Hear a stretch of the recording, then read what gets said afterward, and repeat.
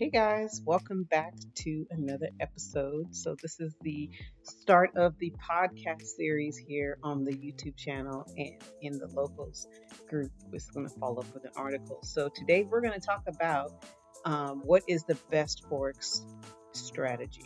Okay, so what I can do is I can provide you guys with some general advice and some principles that can help you develop a solid trading plan.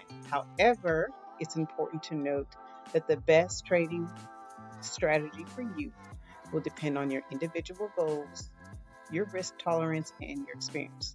So I say this all the time. Trading will definitely show you who you are. Okay? So here are some key factors to consider when developing a Forex trading strategy.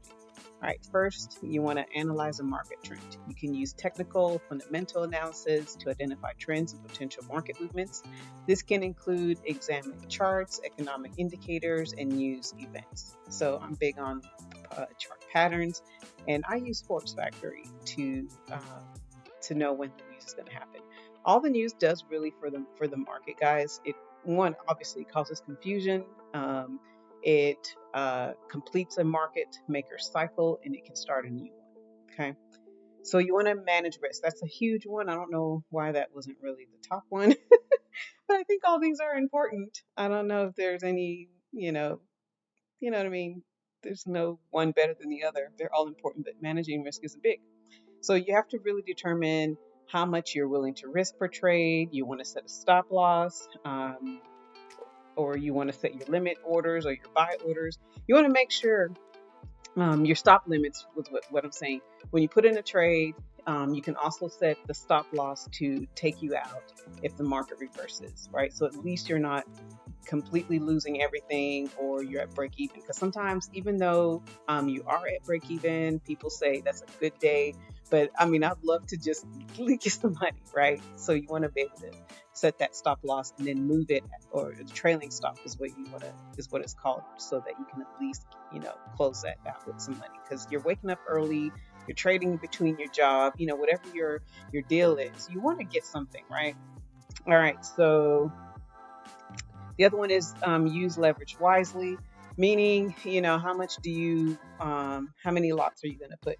Okay, leverage, not really lots, but that based on your this really is more so on the broker accounts you're using. If you're doing a 1 to 2, 1 to 3, 1 to 5, you're going to see some of these broker firms where you get a 500 up to 1,000 leverage, right?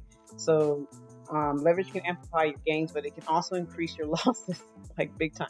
So be sure to use it carefully in proportion to your account size. Okay, and you want to develop a trading plan, right? Define your own trading goals, entry and exit points, and position sizing in advance. And you want to stick to your plan and avoid emotional trading. This is like a big deal for all traders, right? That's why I put together a journal, and I started it to just help me, right? But you just can't just have the journal sitting there, because I even fall into this habit of not being consistent in my journal, and that's something we'll talk about later. But you want to be consistent in your trading plan, your rules, and write down stuff. All right. And then practice good money management. Limit the size of your trades relative to your account balances and avoid over trading. So I have my rule, like I like to be done trading by noon Eastern time.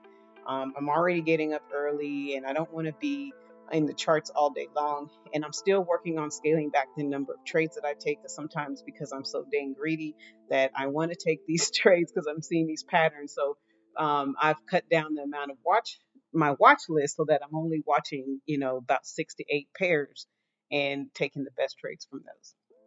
Okay.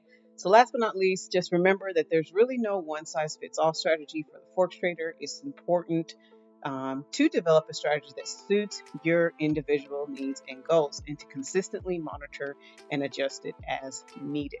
All right.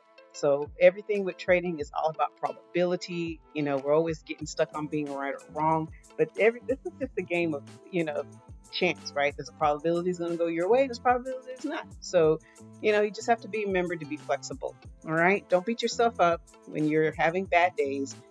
Just kind of refocus, go back and see what you did wrong, and come back to trade another day. So with that, guys, thank you for joining, and we will see you in the next podcast. Ciao.